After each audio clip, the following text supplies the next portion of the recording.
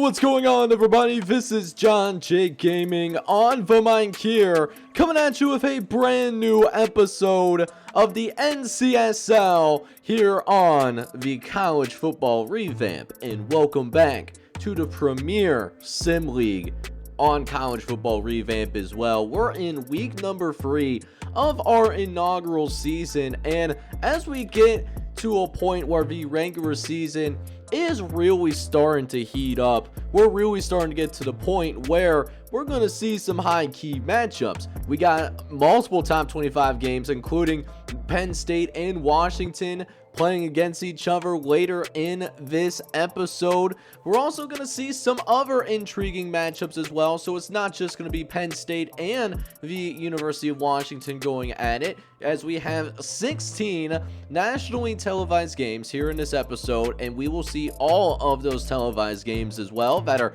nationally televised. In addition, we have more than one top 25 matchup. We have another top 25 matchup that will be shown late in this episode as well. So you guys are going to want to strap up, get some popcorn, because it is going to be a fun one here today. And I hope you guys enjoy it. And if you do enjoy it, I need you guys to go ahead and do me a really big favor. I need you guys to go ahead, smack that like button for me, hit that subscribe button as well if you do happen to be brand new to the channel. And with that, let's not waste any more time and jump right into the college football action happening around the country here in week number 3 of our inaugural season. So we'll go ahead and get the week 3 action officially underway, starting with the number 11 ranked Auburn Tigers. They're going on the road to take on the Mississippi State Bulldogs. Auburn coming off their big win against former number 1 LSU. And you can see why, as Auburn, you know, when it matters the most, they come out here, they just play ball, man. They make some plays, as Mark Barbado, the transfer out of Stanford, he actually tried to throw that ball up, but Cedric Palmer is able to intercept that pass instead. But we still got a close one, all knotted up at 13 apiece. We'll see if Auburn can pull away here in the second half, as we got a nice dot over to the left-hand side and finds his man in the back of the end zone, Derek Alexander, with an absolute dime. And we also get our first studio update of this episode as well. Western Kentucky going at it against BYU, as the Hilltoppers searching for their first win of the year as well. As for our first game on nationally televised TV, Mississippi State still down by a touchdown, but they do have an opportunity to tie things up if they do execute this particular drive well enough. As we got a 3rd and short, Mark Barbado, he's going on play action, but decides to run instead. Almost runs his way into the end zone, but it will give Mississippi State a 1st and goal. And a couple plays later, they will cash in with Micah Franklin running it directly up the middle as well. We got ourselves a tie ball game, but Auburn does end up going with 10 unanswered points late in the 3rd quarter into the 4th. But Mississippi State, they're hanging on, they're fighting hard, making this a very competitive game. But at the end of the day, Auburn was just simply too much, as this borderline top 10 team wins yet again, getting the 2-0 to start the year. But one thing that I am interested to see how things will shake out is, how does Texas respond after losing the previous week to the Ohio State Buckeyes? They'll take on their unranked conference opponent, Texas Tech. Could be a competitive game, usually is in old Big 12 country, and right from the get-go, it seems like Texas is not going to have too many problems with Texas Tech. They will jump on the board here first, as they'll take a 10-0 lead. But this Texas Tech squad, they are a unique football team in that they like to go no huddle after almost every single play. So that's going to be an interesting dynamic to watch. Does this Texas defense have what it takes to hold up against one of the fastest offenses in the country? And right now, looks like Texas Tech, they're having their way on this particular drive, as well, as we're getting to that 4-minute mark in the first half. And again, if it's not broke, why fix it? They're going to go with another inside tackle run here with the tailback, as they're looking to make a possible adjustment at the line of scrimmage. And looks like there's a little bit of a glitch here, and Texas is going to benefit from that as Cornelius Graves going to have a -5 yard rush there. So now 2nd and goal from a much farther spot, and we'll get back to the original line of scrimmage and then some, thanks to a 9-yard run by Steve Thompson, who only gets his 3rd carry of the game. He will remain for this critical 3rd down in order to help Texas Tech make this a 1-possession game yet again, as we'll see this quarterback drop back, look over to the right hand side, and finds his man Steve Brown in the end zone. And Texas Tech, they're going to make it interesting now, only making this a field goal game. Now, less than a minute left here in the first half. Texas can pull away here, get some momentum going into the halftime locker room, but throws a critical interception. Yeah, absolutely hate to see it, as Tyrone Miller, he simply was in the right place at the right time, able to intercept Adam Allen. And now Texas Tech has an opportunity to score with 40 seconds left in the first half. He quickly gets it out to Jamarcus Horn, who cuts to about the 30-yard line before going out of bounds. Still have a couple of timeouts to work with as well, but they're really working that out of bounds marker too. Although not this time, as Texas Tech does take a timeout. They still have 1 remaining, and they have a few shots at the end zone. Won't need it though, as Marquez Lee finds a soft spot in the secondary, and Cornelius Graves will throw his 2nd touchdown of the half and give Texas Tech the lead in the halftime locker room. But before we jump into the second half, we do get another studio update. More on the Western Kentucky BYU game, as Western Kentucky does win, and amazingly enough, Texas Tech does hang on to win as well. They pull the upset on number 24 ranked Texas. So we get our first quad box special here, as we got multiple games going off here at this 1 p.m. kickoff time. Also have Vanderbilt and Utah, as well as Stanford and Oregon State playing. So a lot of games happening at this 1 p.m. time. We'll start with Florida State taking on SMU, as the Seminoles are trying to rebound off of a really tough loss to a very good Washington football team. They are ranked in the top 5. We'll see if Florida State can eventually work their way to prove that they are indeed worthy of a top 25 ranking, as well as Lewis Barrett's trying to leave a drive before the end of the first half. Drew Tailback's going to help do a little bit of work here, though. Almost picks up the first down, but does not get out of bounds. We'll see if Florida State uses their timeouts, and they don't. Their next play is 15 seconds later, where Lewis Barrett's going to keep it. He's got a little bit of a convoy to work with. And now in scoring territory, here comes the Seminoles. Been shut out this entire first half, but still have a chance to take the lead. Finds Stephen Lewis towards the sideline and eventually sets up a red zone opportunity with 1 minute left. Going to be a pitch out to the side, and nobody accounts for the running back on the triple option. Jones finds his way into the end zone, and the Seminoles do have a 4-point lead into the half. But we will cut into the fourth quarter now. Still a very tight game. Can still go in either direction. That's even with the Seminoles able to run extremely well today. They have more than 200 yards on the ground. They just cannot finish their drives. That's been the big problem for them today. But they will finish this particular drive to help them make this an 8-point game. But SMU still has an opportunity to tie. We'll see if their defense can hold up on the back end, as John Paul does get a 12-yard reception. But fourth down, they gotta go for it here. Though SMU has been relatively successful on fourth downs, facing some pressure at the last second though, able to find Kevin Walker. The drive's gonna stay alive. Very next play, 35-yard line, dropping back, a cleaner pocket, finds a receiver in Brian Newberry, a first down, and also able to get into the red zone now. A chance to find their way into the end zone, and they do! Dan Scott able to drag one of his feet into the end zone before he would have been called out of bounds.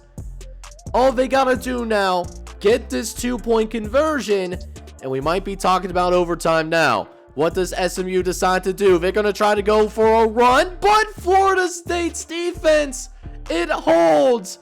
Jerry O'Neal is gonna be denied, and now they're gonna have to go for the onside kick and the onside recovery. That's gonna be garnered by the Florida State Seminoles. So a defensive game, although it doesn't necessarily show that in terms of total yardage, but Florida State does win a very tightly contested game. But now we'll go ahead and check in on the other teams that are playing at the 1 p.m. kickoff time. Oregon coming in ranked number 9 and 2-0 on the year, taking on the Kansas Jayhawks, who won their opener against Nevada last week as well. We saw that on national TV, and this Kansas team, well, they may be the heavy underdogs in this ball game, but don't tell that to Daniel Cox, who got that interception. So for now, the defense hold, but Oregon, they have a very potent offense, so it's just a matter of time before they really start to open things up. 2:14 left to play in the first quarter. They go back to the running game as Joe Brady finds a seam through the middle. It's going to be a gain of 9. Oregon really committing to this ground game early on. They also have 100 yards on the ground in this first quarter, including the yardage from a Jabari Turner touchdown. That is the fullback getting into the end zone. You absolutely love to see that. So Oregon up 7-0, might make it 14-0 as Jason Hawkins not only breaks multiple tackles in the process, but he's also going to go ahead and take a third defender into the end zone with him. So it really seems like the way that Oregon started this game, that Oregon's just going to run away with it. They're just going to dominate Kansas. Maybe an opportunity to get some of the backups into the game as well. And you may or may not be right. It's going to be interesting to see what kind of fight Kansas has, because they have certainly been punched in the mouth multiple times in this game here on national television. As Oregon, their quarterback's going to go ahead and scramble into the end zone as Will Flores ultimately takes it in, and that's his third rushing touchdown of the season. But cutting into the late in the third quarter, Kansas trying to show some fight, down by 24. They're going to have to play nearly perfect if they just want to get back into this game. Forget about winning the game. Forget about all of that real quick. They're trying to win, to just get back into this game, not be ran off of the field, and that will certainly help the cause a little bit. They're going to also go for 2. If they manage to get this 2-point conversion, then they'll be able to go ahead and make this a 2-possession game, and they actually do that. So far from over necessarily, although Oregon, they'll score a long touchdown themselves to make it back a 3-possession game. But again, Kansas not quitting. They're able to drive down the length of the field, poised to get some more points up on the board. They certainly need them right now, as their tailback Jared Dean will finish off the drive for the Jayhawks. They will go for yet another 2-point conversion, though. This would make it a 15-point game. Their quarterback's going to run for it, and Chase Joseph will be able to get that 2-point conversion to go. Now just a 15-point game, but Oregon, they can slam the door if they can score here, and they almost did on that play alone.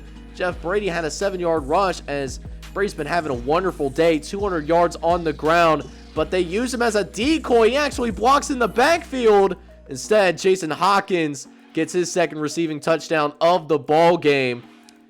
So at this point, it seems like Kansas is probably going to lose this game, but gotta applaud them for not quitting. On paper, Oregon just seemed like a much superior football team, but Kansas, they're not giving up, and I really do applaud them for that. They're going for the 2-point conversion yet again to make this a 14-point game, but they will not be successful with the 2-point conversion that time. In Oregon, they will get to 3-0, courtesy of a 45-29 victory over the Jayhawks. Meanwhile, we'll check in on the former number 1 team in the country, the LSU Tigers. They'll take on the Tulane Green Lane, which actually called a rivalry game. I love to see it. I can't remember what the rivalry game trophy is in the game. They fight for a towel. It looks like a towel. Those of you that live down the bayou, if y'all know what this rivalry game is called, let me know down in the comments section, because I am actually drawing a complete brain fart right now. But someone who isn't drawing a brain fart is the LSU Tigers offense, though. They were really embarrassed in that game against Auburn last week after only scoring 10 points in the entire game. But LSU playing a lot better already up 17-0 at not even at the half yet, and they're looking to be poised to get even more points up on the scoreboard, as they will have a first and goal situation. We'll see what they do here with this first and goal opportunity, as Anthony Williams stiff arms a man into the next dimension. Anthony Williams scores again, and LSU 24-0 gonna be your lead. But Tulane not looking to be shut out, but the pass is intercepted. Last thing that you wanted to see when you're down by 24, throwing an interception like that, and LSU is gonna dominate the Tulane Green Wave here, winning 34-0, a nice rebound victory. Meanwhile, we'll check in on the number 2 ranked USC Trojans, taking on the North Carolina Tar Heels, who their only game was actually back in week number 1, where they took on Marshall, and they did beat Marshall, but they'll have to play a much better game here if they do want to pull the upset in LA, nonetheless, against the USC Trojans, because unlike in real life, NCAA 14 has, USC and UCLA, more of those fans in the stands than maybe they do in real life. But North Carolina, they're actually going to score first here, as Cole Hunter is going to find his way into the end zone. So Carolina Tar Heels, they're actually going to have the lead, but how long can they slow down this USC offense? No one has really been able to contain it for all 4 quarters yet. Certainly not Virginia Tech, who we saw back in week number 1. And then Boise State, they managed to do it for a half, but, they were also eventually ran off the field as well. But Tar Heel defense, it is holding for now, forcing Trojans to a long second and goal, where Will Williams actually going to pitch it on the option here. And sure enough, we will see Nate Moore find his way into the end zone for USC. And we now have basically a tie ball game. We'll also see them kick a field goal as well. So 13-10 actually is your score at the moment, but a chance for USC to build on this lead before we go into the halftime locker room. Really critical moment for North Carolina. Don't want to allow them to have this kind of momentum going into halftime. But USC, they're working their way down the field, and they still have multiple timeouts to work with as well. 1st and 10 inside the 30-yard line. It's actually a halfback draw. Running back's going to break a tackle here, and now it's a foot race down the sideline.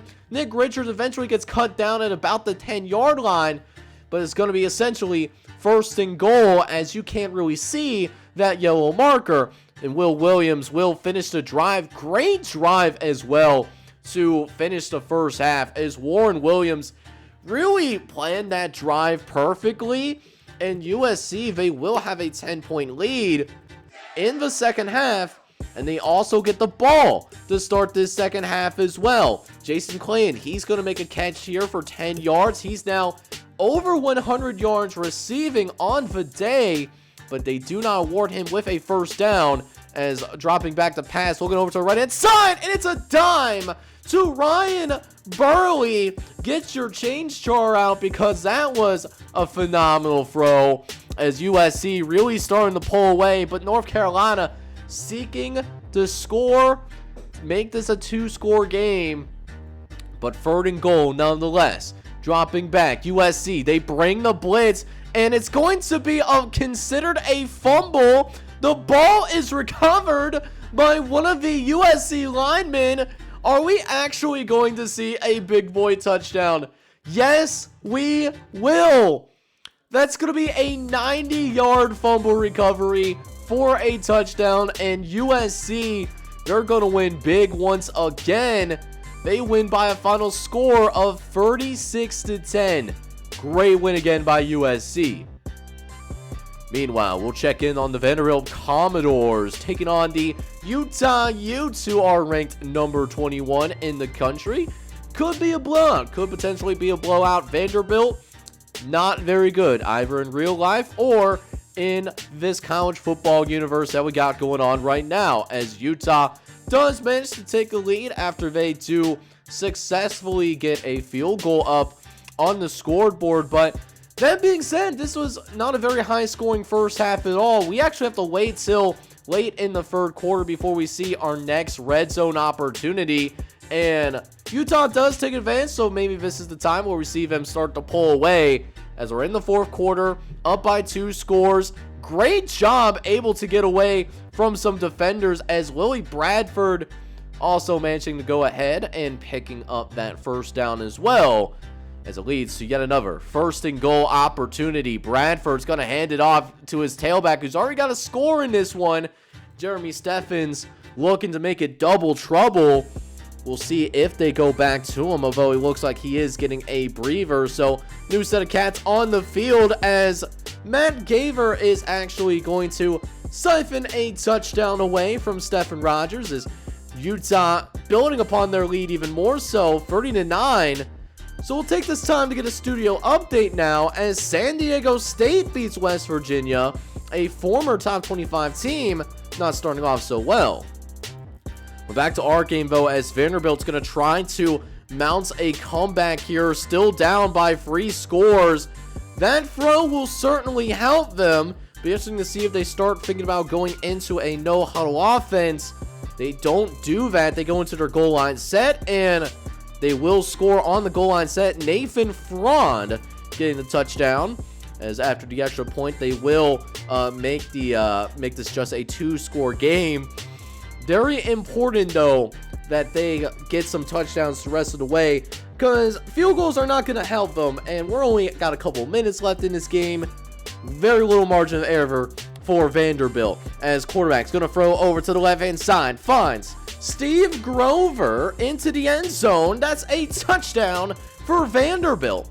Now just a 1-score game all of a sudden. If, forcing Utah to get off the field without scoring any points, this could get very interesting very quickly. But with less than 30 seconds left in the ball game, Lily Bradford, he is just going to shut the door on the Vanderbilt Commodores. So very spirited comeback attempt by Utah there, but by Vanderbilt I should say. But Utah is going to get to 2-1 as they beat Vanderbilt in non-conference play, 37-23 in this one.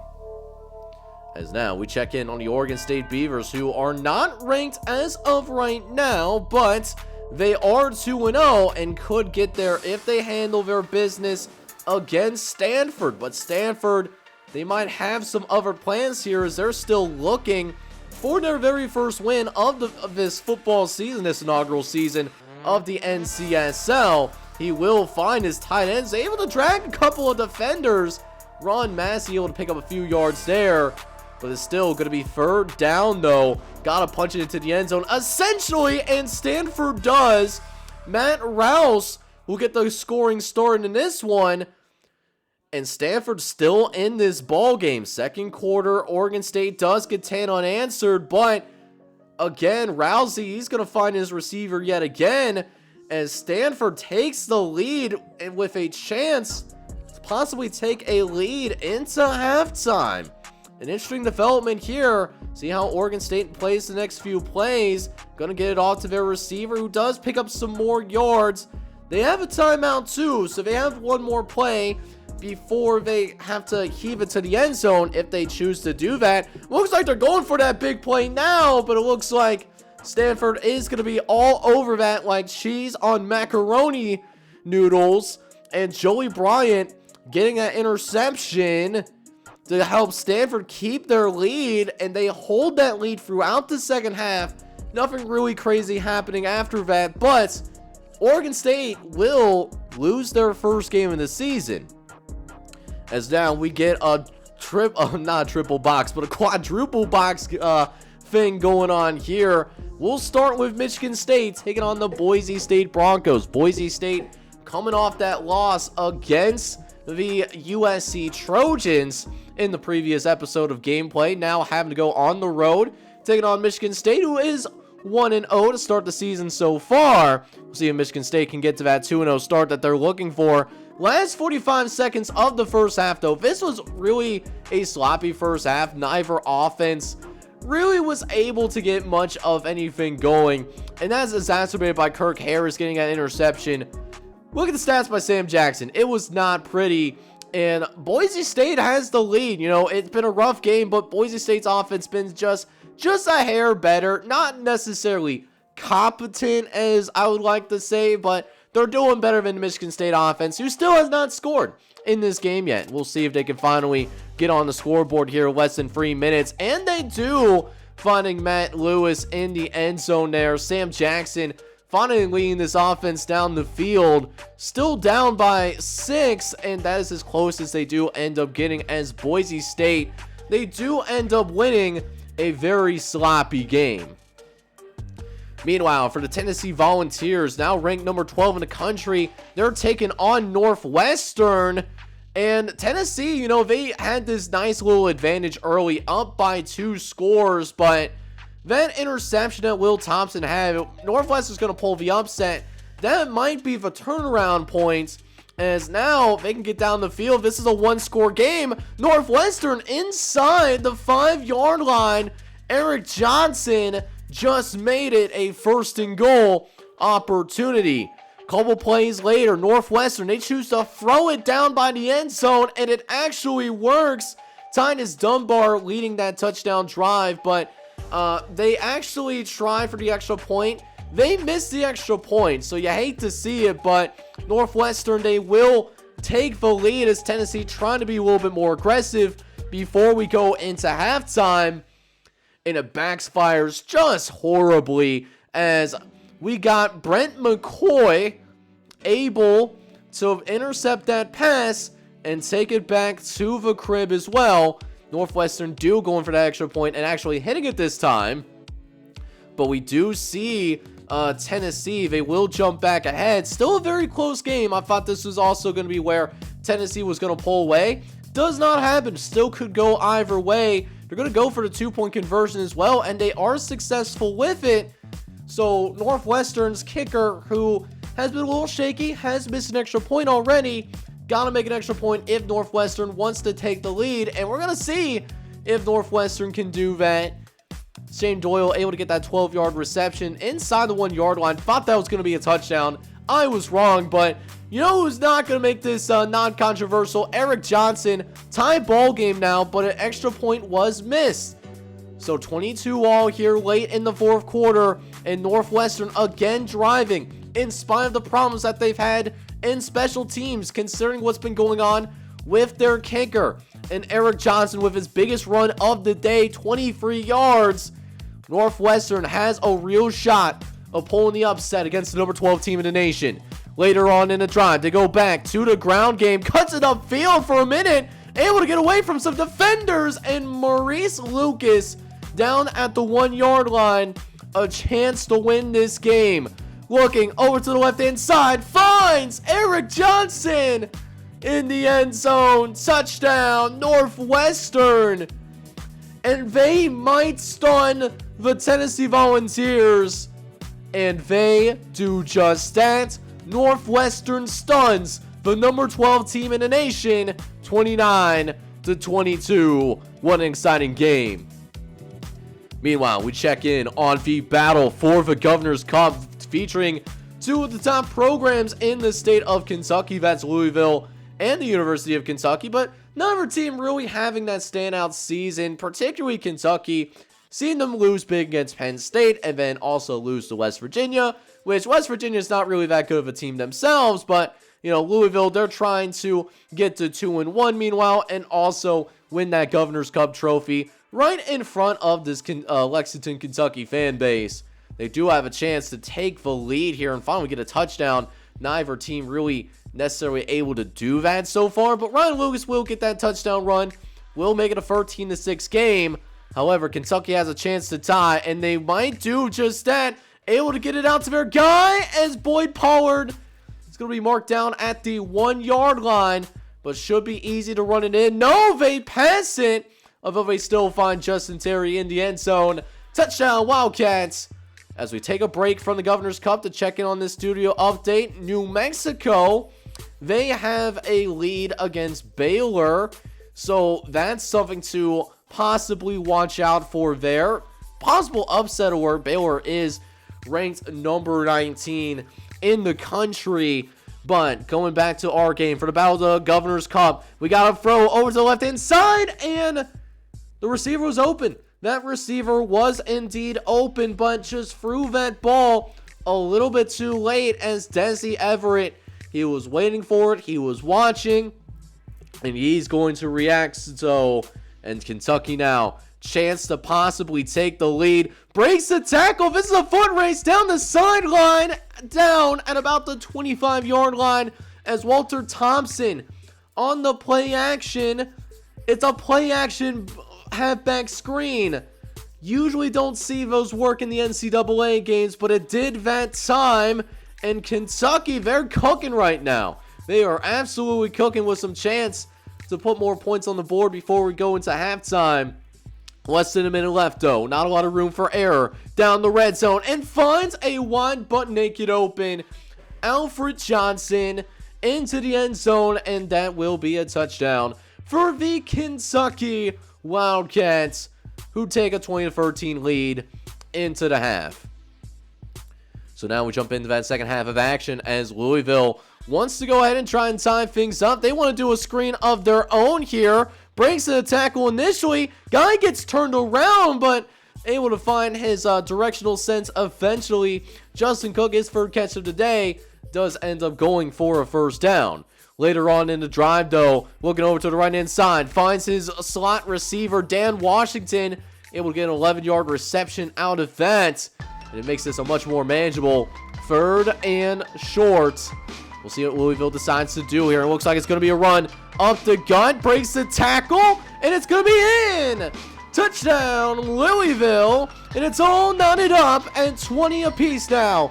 Could still go either way, as the fourth quarter will likely decide who wins the Governor's Cup between the Kentucky Wildcats and the Louisville Cardinals. Who wants it more? 3rd and 17. Dropping back, he's got time. Fires, end zone! Caught by Jason Moore. And Louisville takes the lead again.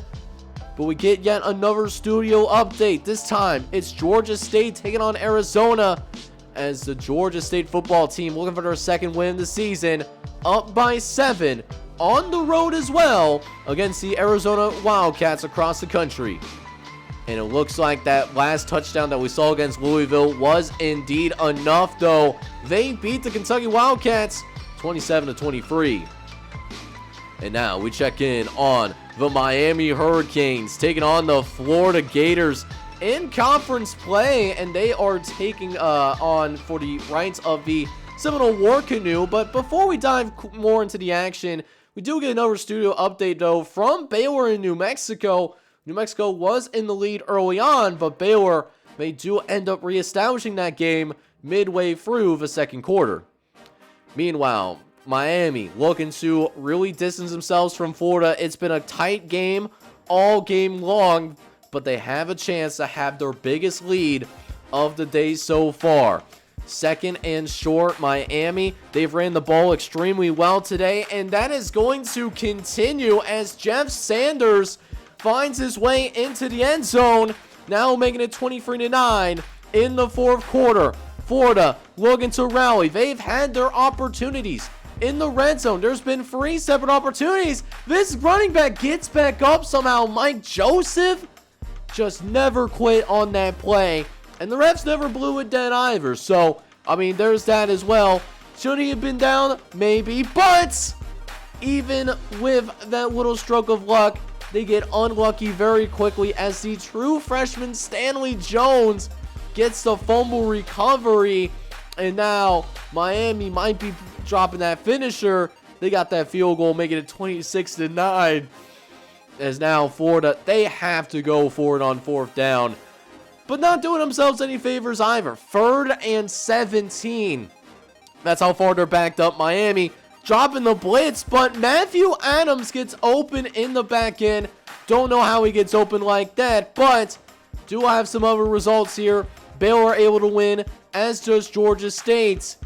So upsets were averted, and it looks like Miami's going to do the exact same thing. Able to score yet again with less than 2 minutes left in the ball game, and it looks like Miami, the U might be back, baby. I don't know, but 3-0 starts, that's pretty darn good, as Miami wins the Battle of the Seminole War Canoe. So now we get a little bit of a double box game as two teams from Conference USA going to play various teams, very highly profiled teams. You know, Ohio State, for example, is hosting the Temple Owls. Temple off to a solid start, 2-0 for the season, but that being said, very tough test against Ohio State. So the defensive coordinator, Jake Jacobs, who is one of your guys' custom coaches, by the way, well, gonna have his hands full against this Ohio State team, defending national champions in this universe. But speaking of Ohio teams, though, we'll check in on Cincinnati. They end up losing to Boston College, but Temple, though, they got a chance to tie things up here potentially against Ohio State because they actually drive their way into the red zone here. So Ohio State up 7-0, but Temple a chance to tie on a 3rd and long, throws over to the right hand side, and sure enough, Brandon Malone gets open. We got ourselves a ball game all of a sudden, but Ohio State, they are not messing around. They are not finding out what that upset bug looks like. They want to come out here at Ohio Stadium, show that, hey, this team is capable of being a national champion, as Ohio State will hand it off, runs it up the middle, and Earl Johnson will be able to go ahead and pick up a few yards there. So now, 2nd and 5 coming up here once more, as it's going to be a run up the gut, and it's going to be touchdown for the Ohio State Buckeyes. Brian Brandt will find his way into the end zone. Meanwhile, 14-7 in your scores. Ohio State can get another touchdown up on the board. Temple's defense kind of making them work for it. It's not like these huge explosive plays that are, killing the Temple defense, but, they are just grinding them down little by little. And now it's another goal line opportunity inside the 1-yard line, 3rd and goal, and Ohio State scores with ease yet again. Robert Tucker gets the rushing touchdown, and it's going to be 21-7, although Temple does tack on a field goal. Ohio State, well, they proceed to score yet again. Another score for the Ohio State Buckeyes. Earl Johnson, he's just living in the end zone practically, it feels like. That might be his 3rd touchdown of the game. I can't remember, but I do know that Ohio State, they got themselves a big old lead at the moment. 28-10, still your score at the moment. But now, 1st and goal inside the 3-yard line, trying to run it, and it looks like their quarterback goes backwards. Robert Tucker, dropped in the backfield by Jonathan Williams, gives this defense a little bit of air.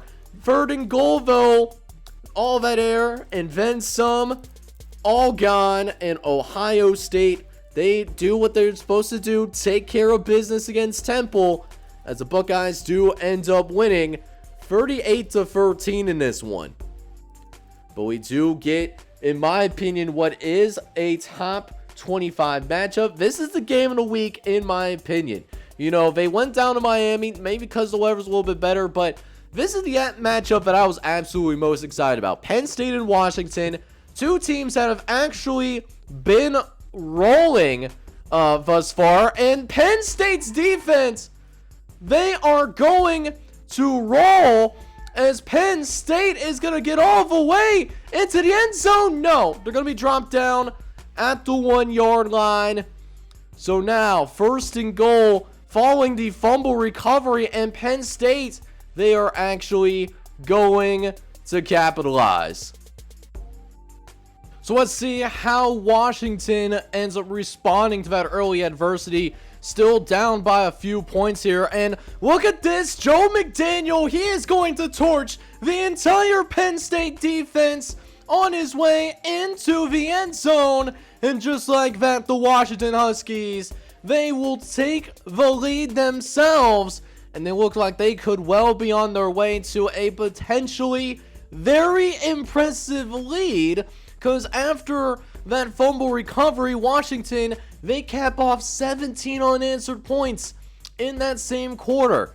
However, in the second half, Penn State, well, they start to wake up at least a little bit here, as Penn State's quarterback, Brian Henry, he's going to find the end zone too about a few minutes into the third quarter. Cuts it to just a field goal game before we go into that final quarter of action. And I thought when this ball was thrown, I thought that was a confirmation of, yeah, I think Washington is going to end up winning this game. But there was a penalty.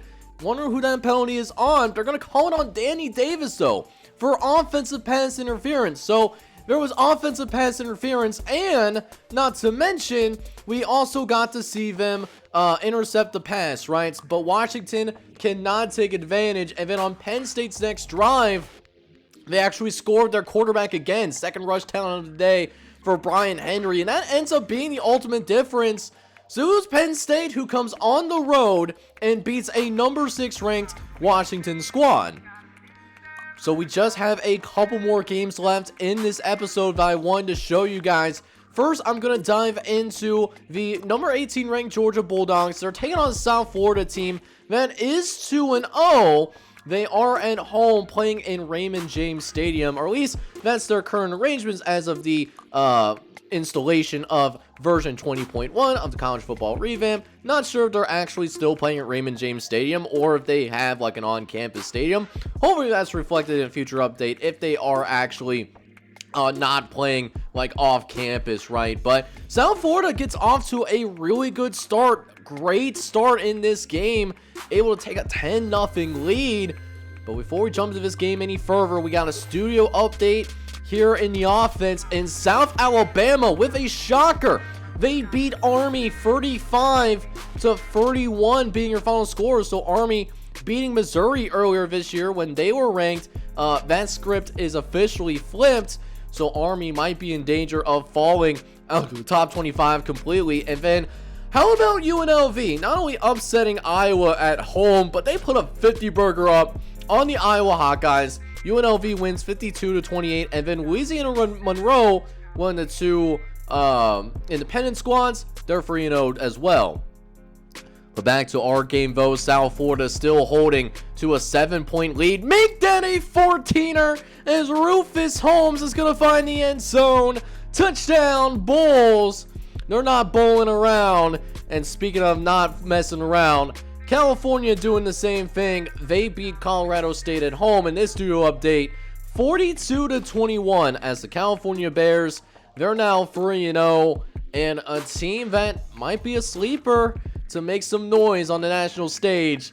We'll see how Cal's season progresses, but Georgia, meanwhile, in some trouble. Number 18 team in the nation, down by 2 scores, but right before the end of the half, Georgia gets something going here. They will have to rush to the line of scrimmage quickly if they don't just want to settle for a field goal.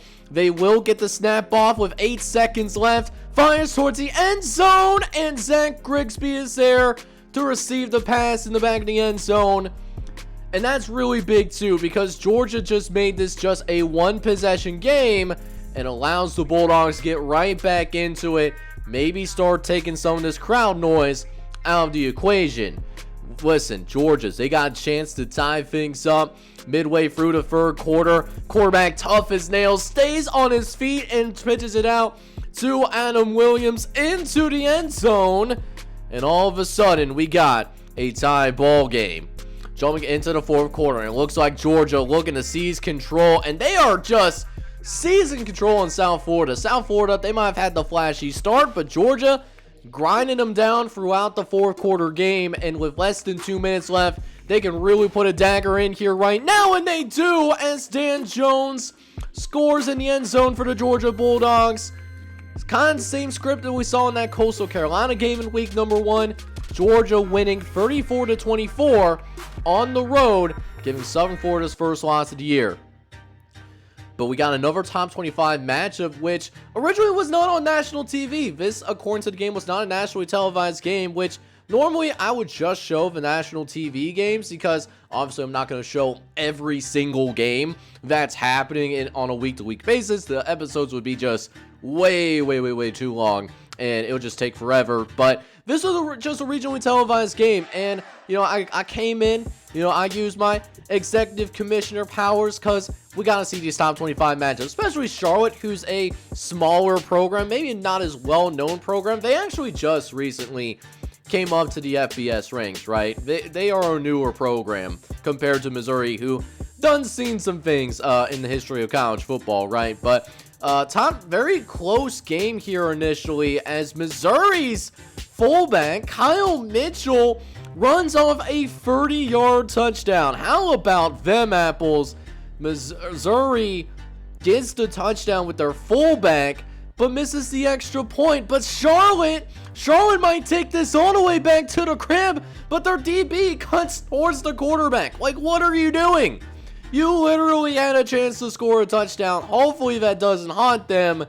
And based on how this throw goes here, it does end up haunting him. So that little cutback towards the quarterback thing, that ends up being cost them 7 points on the board. So instead, Missouri only down by 1. They're going to try to throw towards the end zone, though, before the half. But Charlotte does get yet another interception. Not nearly as close to taking that back to the crib, but in a spot to where they can put some points on the board before we go into the half. As this will likely be one of the last plays of the first half that we see. But the ball gets put on the ground. Missouri with a chance to go all the way down the sideline. And Missouri scores! Lou Johnson, the defensive end for Missouri, finding the end zone. And Charlotte down by 6, but we'll cut to the fourth quarter. Charlotte with a chance to take the lead on a 4th and goal, and Andrew Turner, he refuses to go down. He's trying to win, and now his team is just one play away from doing that, dumping it off short. I don't know why you're checking it down on a 4th and 7.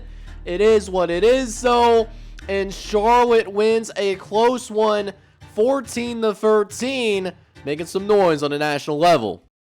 But as we get closer to wrapping up NCSL action here in week number 3, let's go ahead and hop into what went down outside of the nationally televised games. We start with the Troy Trojans trying to get to 2-1, but actually dropped the conference opener against Louisiana Tech in blowout fashion, as the Bulldogs end up winning 48-13.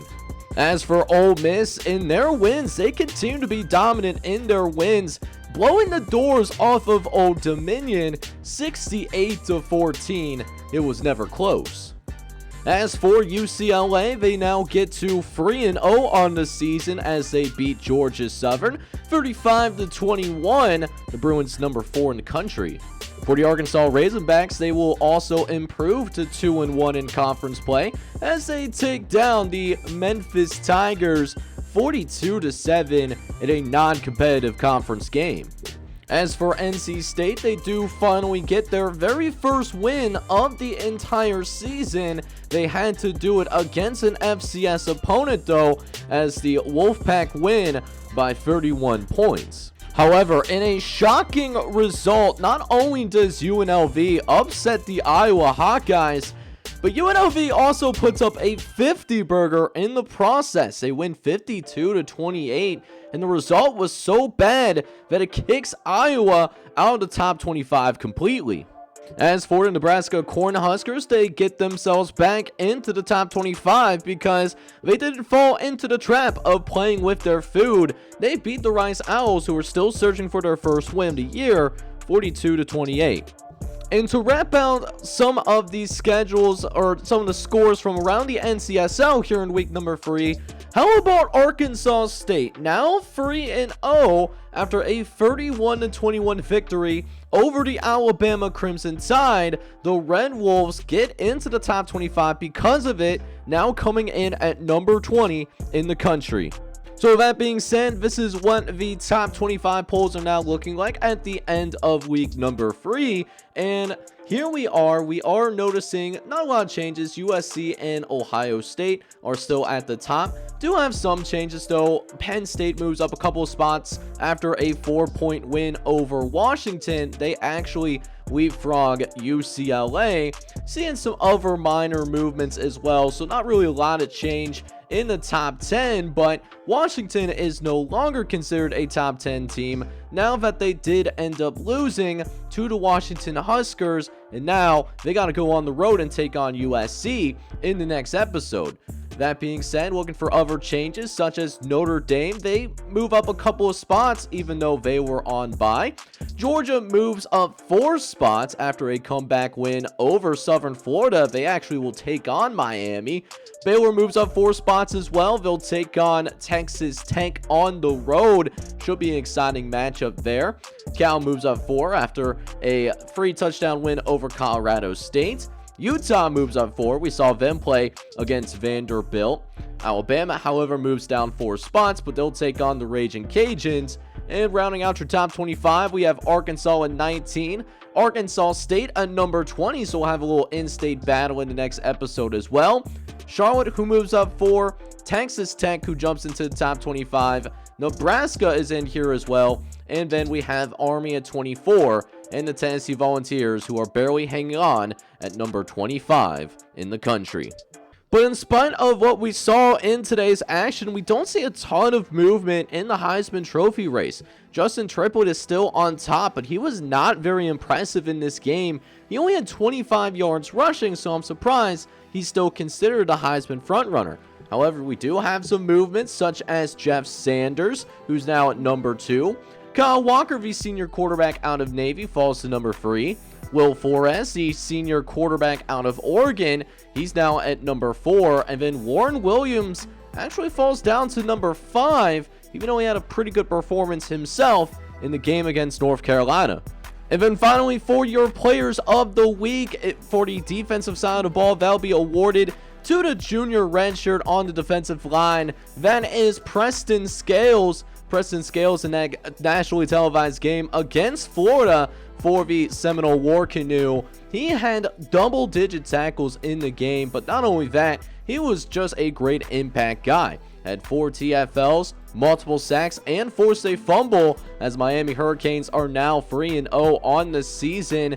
That being said, on the offensive side of the ball, a less known person on the national stage, AJ Mitchell, who in that road game against Akron that they had, the Chippewas did win, by the way, 31 carries, over 300 yards on the ground, and then finished up with 3 touchdowns himself. So a great performance for AJ Mitchell, who's out here doing his thing. So this episode was full of intrigue, full of action, and it's just gonna keep on going. We only had a couple of ranked matchups here in this episode, but when we get into week number 4, oh boy, you're gonna want to buckle up, because I'll tell you what, we're gonna have some real excitement that I'm going to be really excited about as we continue through our inaugural season of the NCSL Dynasty. So with that being said, it's going to be fun to watch out for, and I hope you guys are excited about it. If you are, make sure you go ahead, smack that like button for me. Hit that subscribe button as well if you do have to be brand new to the channel. And with that being said, this is John J Gaming on the mic signing off, but hoping you guys are all out there having a good one. Take care, everybody.